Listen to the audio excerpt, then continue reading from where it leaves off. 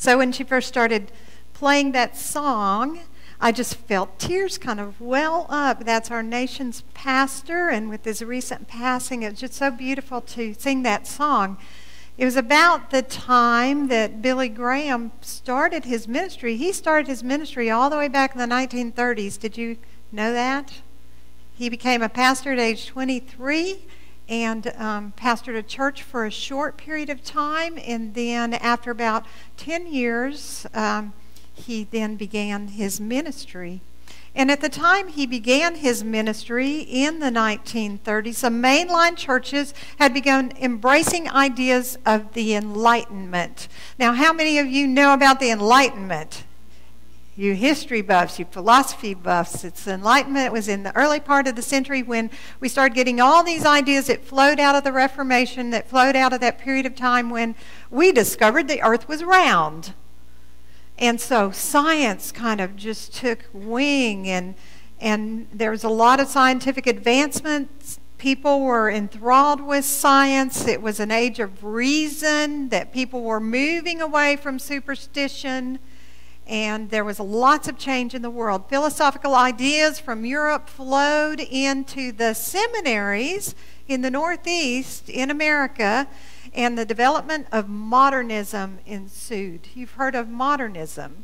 You've probably heard more of postmodernism, which is a period we're in right now, but before that was modernism, and that was in the early part of the 20th century and through the mid part of the 20th century. And out of that grew an anti-supernatural form of Christianity. And it grew out of those ideas, and it kind of flooded through the seminaries, and that form of faith largely denied the existence of miracles. They began searching for the historical Jesus. They just called miracles or something that could not be explained by science, that could not be explained by reason. They called it myth. So there was a strain and largely in the mainline churches of Christianity that looked at Scripture and called, I know you guys are puzzled by that. I can see that on your faces. Really? That really happened? Yes, it really happened. There was a large influence. And so it seemed rather superstitious to believe in miracles, so they just kind of let that part lapse. And then a lot of intellectual approach to Scripture, historical approach to Scripture. Many scholars began interpreting Scripture in light of that philosophy. So pastors were trained that way. Now, at the same time, C.S. Lewis in the 30s became a Christian, and so now he's thinking and he's writing and he's just exploding with faith. And so he never shied away from a challenge, being an Oxford professor. And so C.S. Lewis took on this challenge. And so in 1947, he wrote a book about miracles. There's his book. It still looks exactly like that. And he wrote this book and asked the question, do miracles occur?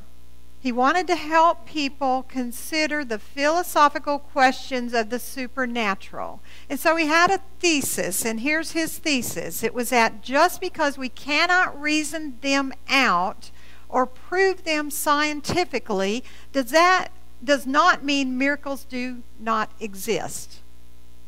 Okay? That was his thesis. That's what he's proving with that book. Secondly, he wanted to know if miracles are possible, how probable are they?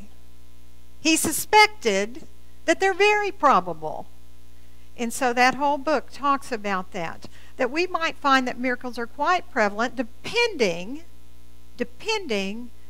on our approach. Whether or not we can reason them out did not affect it. So today's passage is about a miraculous event, so I'm going to look at that miraculous event with that same question in mind. And so we're going to John 4. And this is a story about a royal official. As he traveled through Galilee, Jesus came to Cana. Now, Cana was where he had turned the water into wine. So he's back to that town where he did that very first miracle. There was a government official. It actually says royal official. We didn't know if he was part of Herod's family or if he is just part of Herod's court or what. But he was in nearby Capernaum, whose son was very sick. When he heard that Jesus had come from Judea to Galilee, he went and he begged Jesus to come to Capernaum to heal his son who was about to die. Jesus asked, "Will you never believe in me unless you see miraculous signs and wonders?" The official pleaded, "Lord, please come now before my little boy dies." Then Jesus told him, "Go back home. Your son," it actually says, "lives." Your son lives. And the man believed what Jesus said and started home. While the man was on his way, some of his servants met him with the news that his son was alive and well. He asked them about when the boy had begun to get better, and they replied, "Yesterday afternoon at 1 o'clock. His fever suddenly disappeared." Then the father realized that that was the very time Jesus had told him, "Your son will live." And he and his entire household believed in Jesus. This was the second miraculous sign Jesus did in Galilee after coming from Judea.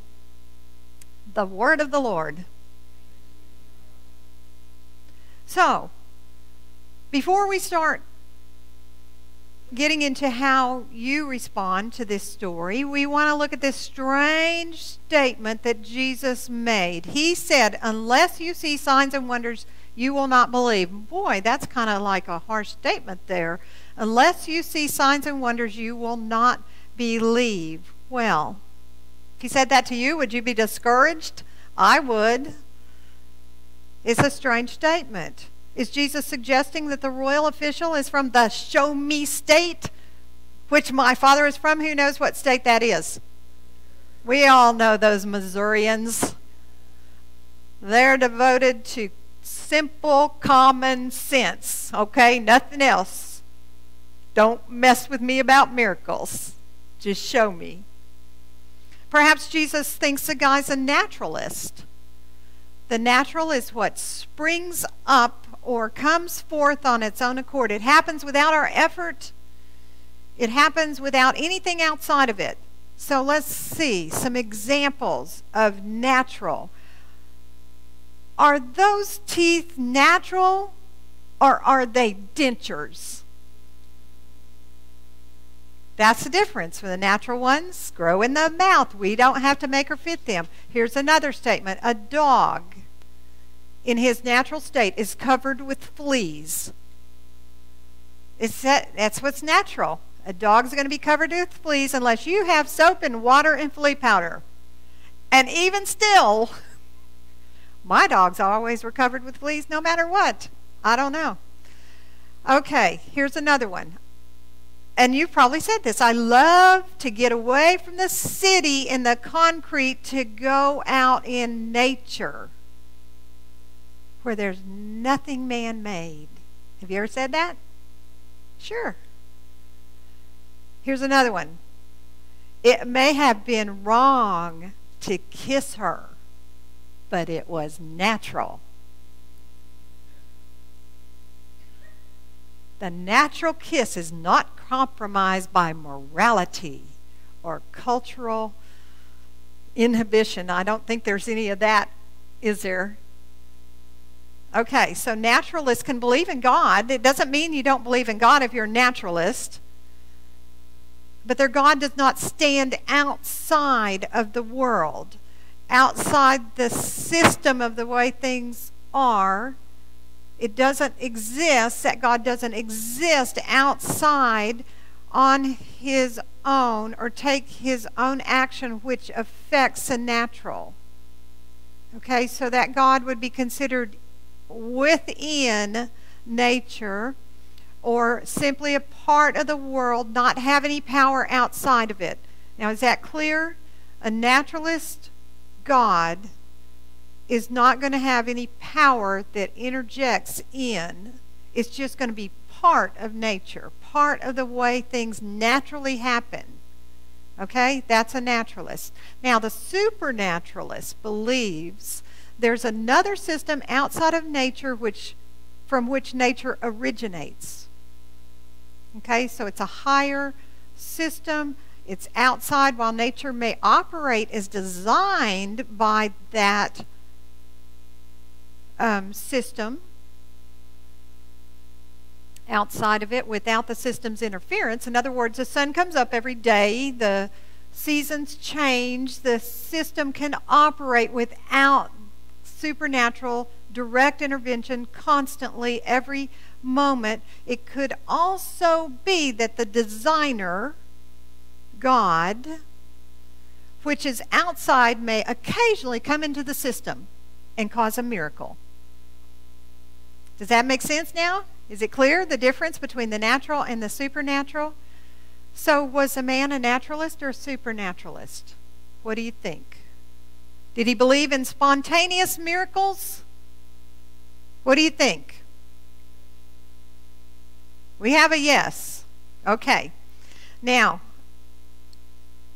did he believe in spontaneous action from God who's involved in your life? Think about this in terms of yourself. Is there action of God in your life who takes an interest in you from heaven? Yeah. Yeah. So we got some supernaturalism going on in this congregation. That's good. Yay for you. And so was Jesus searching for his motive? Was he, when he said, unless you see signs and wonders, you will not believe? So are you from Missouri? That's my question. Are you from the show me state? Was Jesus saying to him, are you from the show me state? Of course, that was a little while before the show me state actually was in existence.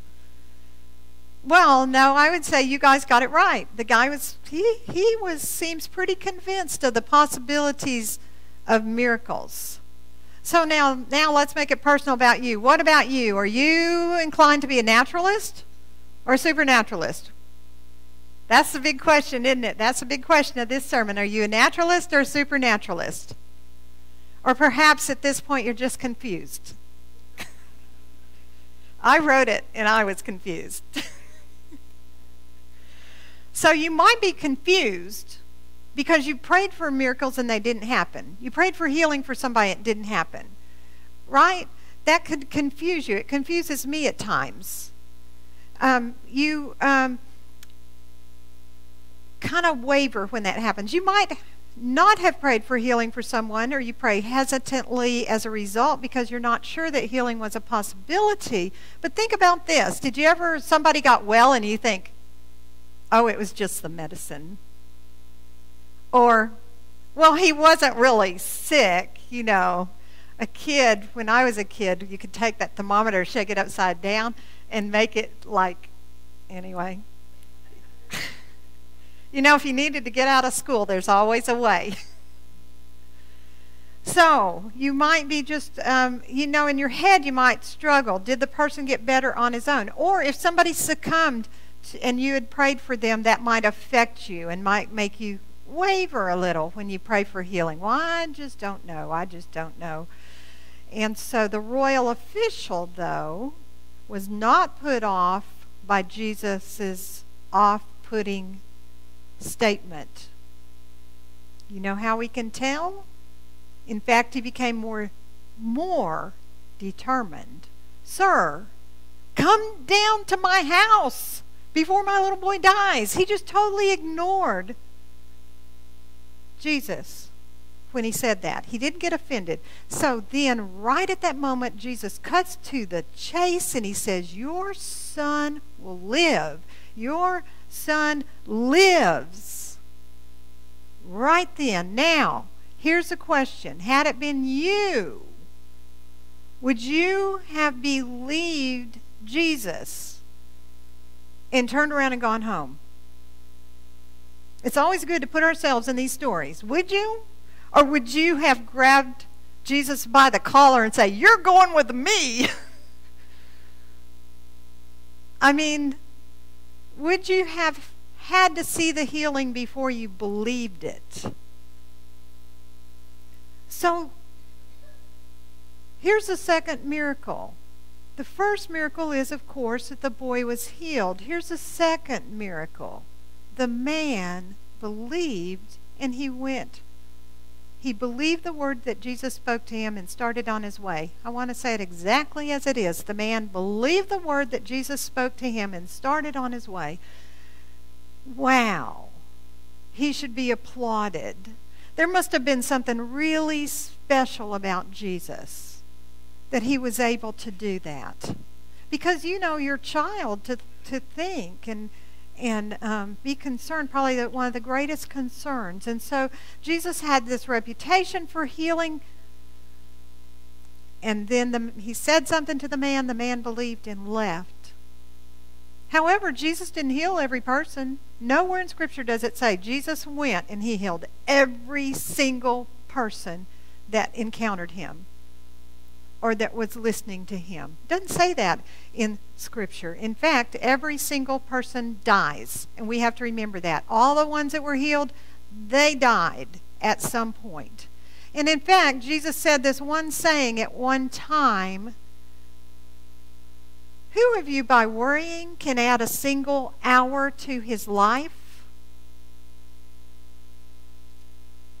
But somehow, when that man heard that word from Jesus, he took his son and he laid him, metaphysically, into Jesus' hands. When he heard that word, he turned over his problem to Jesus. He just knew that it would be okay, that he alone, he didn't have the power, and so he gave it to the one he saw that had the power. He trusted Jesus and headed home. So, now let's take again a look at ourselves. How are you at doing that, at trusting Jesus? How are you at taking your problem, whether it's illness or not? You know, there's lots of problems besides illness that need power. Whether you take that problem and whether you can place it in Jesus' hands. Can you turn them over, whatever they are, to Jesus' power? Or are you not sure whether you're a naturalist or supernaturalist? I don't know if I want to do that. I might need to use my own power to solve that problem. Do you think it's more dependent on you or dependent on him? So, this is a common problem, probably the most common problem. I struggle with it. I think there's not a Christian on the face of the earth that doesn't struggle with this. It's just common. So we want this passage to help us. So what it means is we probably have a misunderstanding of power or a lack of knowledge of power. Probably we need to look at that. So let's look at everyday power. And maybe that'll give us some perspective. Have you ever baked a cake and you looked and the cake mix was expired by like maybe 4 years?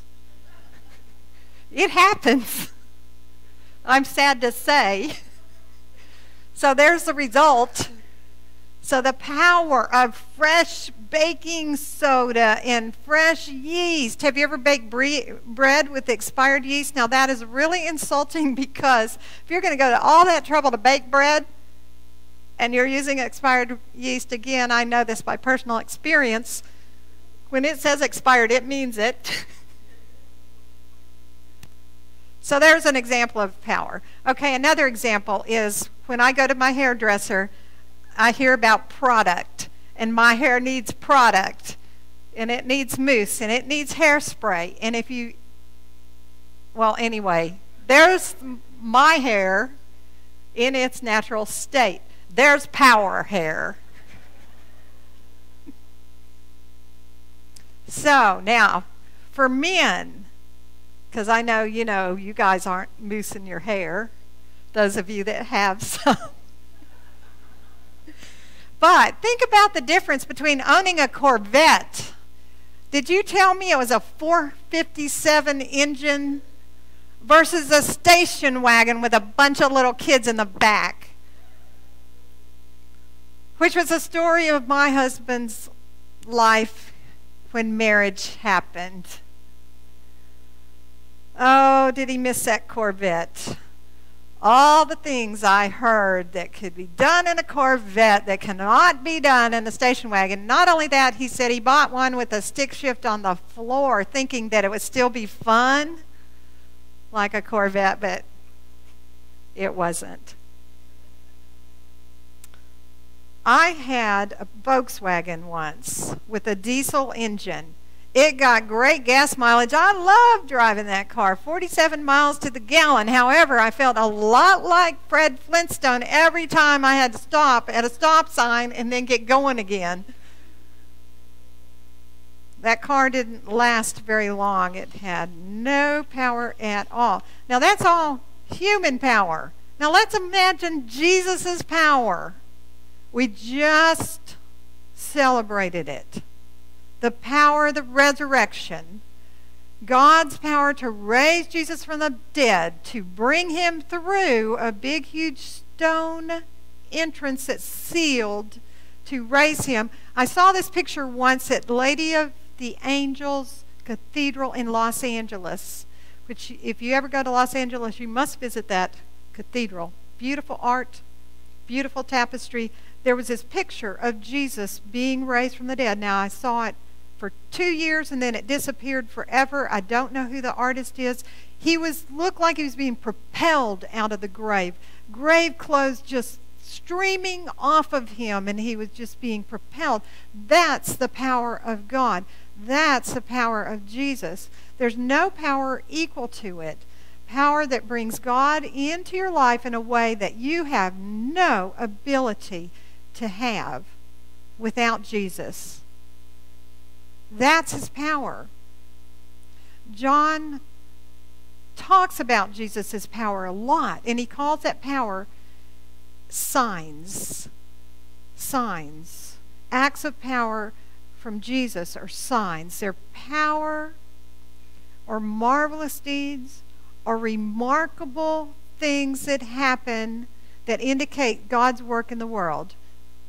God outside of the world interjecting into the world.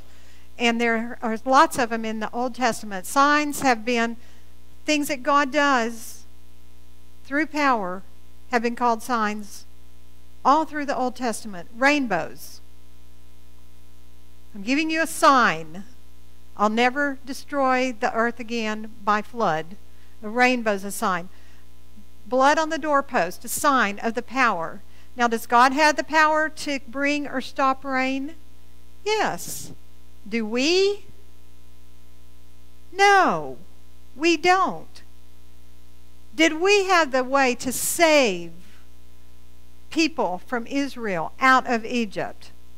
Did they save themselves? No, there was a sign of the blood on the doorposts, a sign that God was at work, that he would overcome the worst slavery, enslavement. And he did. The birth of a child in the Bible is called a sign. Samuel's mother, Hannah, could not have a baby. It nearly drove her crazy until God intervened. His birth was a sign, the sign of the birth of Isaac from Sarah and Abraham. Those were signs. The resurrection of the life to the boy that Elijah prayed for. That was a sign of God's power, of God coming from outside, interjecting his power, the inbreaking of God's kingdom in the world. That is supernaturalism. Besides his supernatural power, they're signs that Jesus does so that we know he's connected to the Father. He's in union with the Father. He can do the exact same things. He has the authority to do it. He had the authority to heal that little boy, to make him well. So Jesus did not heal the royal official's son because he had faith. He did it because he's connected to the Father, and the Father wanted to heal that boy just like the Father was willing to heal that boy in Elijah's life. Okay? So later, when his servants came with the good news that the boy's father had broken, then what happened? The official, do you remember? Believed in Jesus. The official believed in Jesus at that point. Wow. This boy was healed. My son was healed. He was healed through Jesus. Jesus must be connected to God. So he believed in Jesus. Believing in Jesus meant Jesus was God's son. And then that action had happened and he believed. And then, does anybody know what the third miracle is? The whole family believed. Your faith impacts your family. Your faith impacts your children. Your faith impacts your grandchildren. Your faith impacts your neighbor. It doesn't say that, but the whole family believed. That could have been, they could have had a family of 100 people. You don't know. Your faith impacts more people than you know. Impacts your family. What signs of Jesus' power do you remember in this congregation?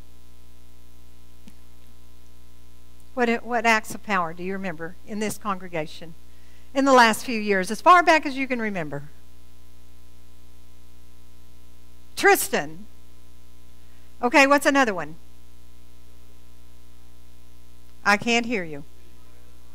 The car accident where Steve and Marna were driving their little tiny Honda and they were pushed forward by a great big huge semi-truck. Some of you may not know this story.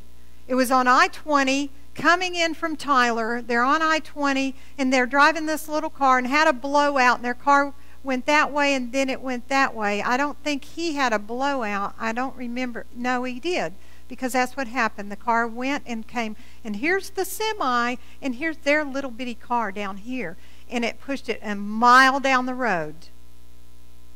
And then Marna looked at Steve and said, well, when's he going to stop? And he stopped. And he got out. He had no idea he was pushing that car. He heard the blowout and thought it was his car, his truck. And he was stopping to check his tires. And he got out and went around and he saw that car and he promptly turned around and threw up because he couldn't believe it. He couldn't believe that that car had that had happened. And so that's an amazing act of power. Act of power. Festival of Hope. Yes. So, there's so many things. We could never have done that on our own. Never. So many things. So many things that if we could make a list, that we would. Now, what signs of Jesus' power have you ignored? Have you ignored? Have failed to stay with you? When you have a problem, what signs of power do you ignore? Because it's really important to remember. You still remember the rainbow in the Bible? Remember the acts of power right in this congregation. Right here. It's an act of power that is not natural, but it was the inbreaking of God's Spirit, indicating God's kingdom presence. That's what happens. And every time we've even attempted something, it's an act of power. Not from our power. Not from the natural. Not from the natural. But people putting their trust in that power. This would help us so much if we could grasp it. So, you all got a little piece of green paper. I failed to get one. So you're going to take that little piece of green paper, and on one side of it, I want you to put a praise, an act of power that you're aware of in your life. You know, we've had babies saved in this congregation. In the womb that were going to be lost. Do you remember that? The Gaskin twins that were born weighing just a little over a pound. That was an absolute miracle. The chances of that happening were amazing. That was God in breaking. There's lots of stories. We forget them, don't we, when we come up against our own problem. So we're going to take that little piece of green paper, and on one side, you're going to put on it a praise for an act of power that's happened. And then on the other side, you're going to write your problem or your habit or your whatever person that you need God's power to help you, and that you're willing to turn over to Him today. And I'm going to take this little stand here, and we're going to put it here with the little offering appropriate bowl. And then I'm going to ask Brittany to sing Thank You, Lord. And we're going to sing with her so that we are thanking God too. And we're going to have a symbol of praise and trusting Him with our greatest concerns. You just fold that paper up and you bring it up here. Just drop it in there. If you want to wait till afterward, that's okay. But let's be bold here and say, God, thank you. Thank you. I want to be encouraged with my problem. My problem. I'm looking at Roy and thinking of that he's here with us because of God's power. And so many of us are here because of God's power. This is a story of a sign of Jesus' power and why we should always seek healing of heart and mind and soul and body, all of that from Him. And so we can become a supernaturalist. Amen. So just bring your little piece of paper up here as we sing this, and then we'll pray together, and it will be a good day.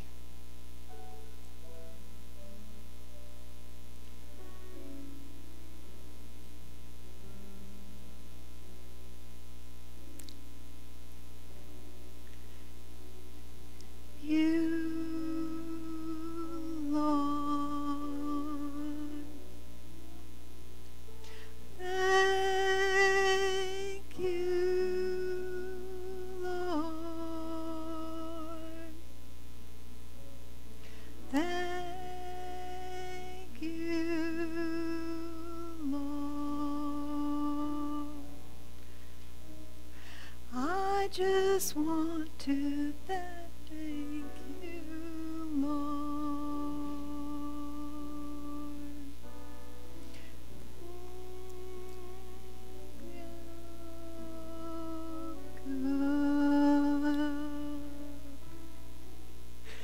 Been so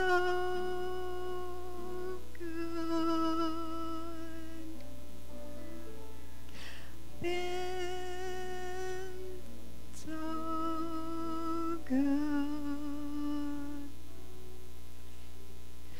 I just want to thank you, Lord. Thank you, Lord. Thank you, Lord.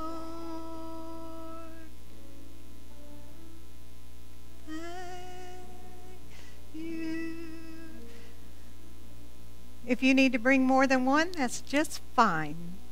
That's good. Want to thank you, Lord. We got a few people writing, and so we're going to carry on for a few more minutes.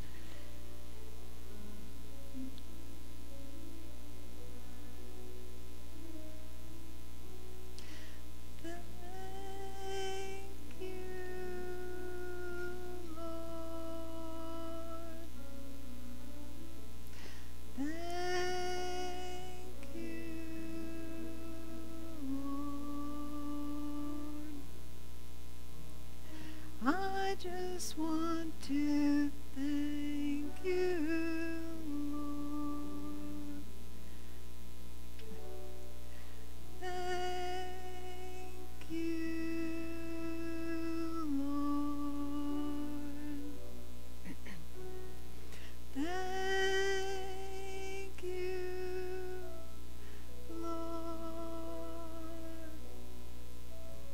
It's wonderful to have a God who interjects himself right into this congregation, is willing to help us. Just want to thank you, Lord. So let us pray. God, we want to honor you. We want to honor you for breaking into our lives, to honor your prayer, your power, and your wisdom, and your gifts to us again and again, and forgive us for forgetting. Forgive us for our short-sightedness. Forgive us for our weaknesses. We're no different than Daniel and the people at that time, and we need you. So please help us to trust you more and more. Please help us to be encouraged that change can occur, that you can change our hearts when it's needed, that you can change our bodies, that you can change our attitudes, that you can change our minds, that you can bring your healing to us in whatever capacity that we need it. And we need to know that with certainty. So let us be moved by this story. Let us be changed in a way that we have faith enough to be willing to put it in your hands, to ask for help, to seek what Jesus teaches us. Because we can't do this thing called life on our own. And we don't want to, because we have the joy of you. So hear now the prayer that Jesus taught us. Let us imbibe it this morning. Our Father, who art in heaven, hallowed be thy name.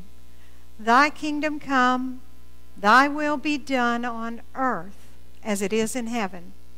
Give us this day our daily bread, and forgive us our debts as we forgive our debtors. And lead us not into temptation, but deliver us from evil. For thine is the kingdom, and the power, and the glory forever. Amen. Would you please stand as we're singing Thy Loving Kindness?